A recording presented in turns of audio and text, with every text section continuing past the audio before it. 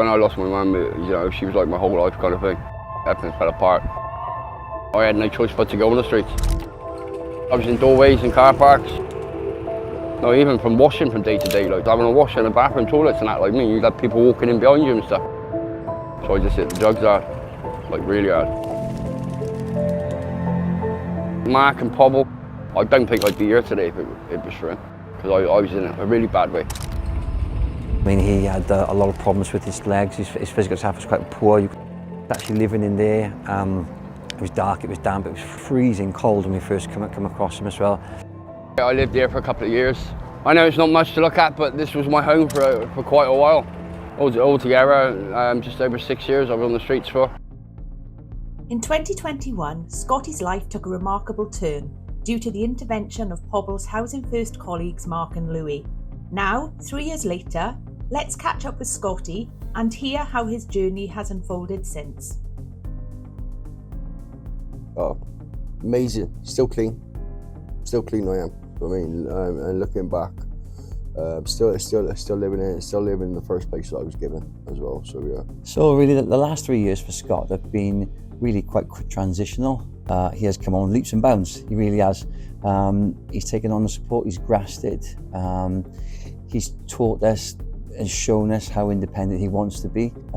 His support actually has slowed down a little bit in terms of the intensity of it, because he's wanted to be independent. He's understood what support is on offer. He's really engaged well with the Housing First staff and all support from Pobl really. And he's run with it. He now spends a lot of time really with the lived experience workers, who've been Matthew and Pip.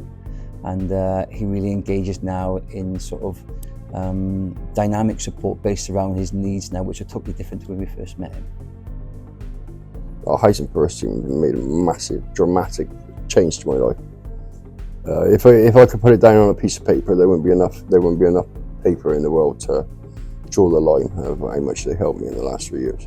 Now I'd still be flat out on drugs and I'd still be in a mess. I'd probably have no legs now. I'd be wheeling around in a wheelchair, I would imagine.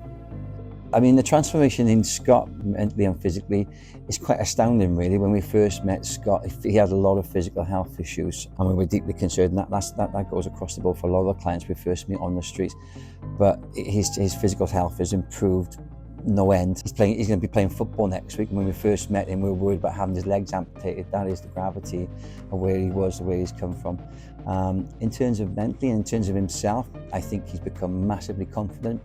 You had someone originally who was sleeping rough in an abandoned bakery, very isolated from the community and very isolated from the services that engage rough sleepers, to someone now who is attending his own cardiology appointments in the hospital without support.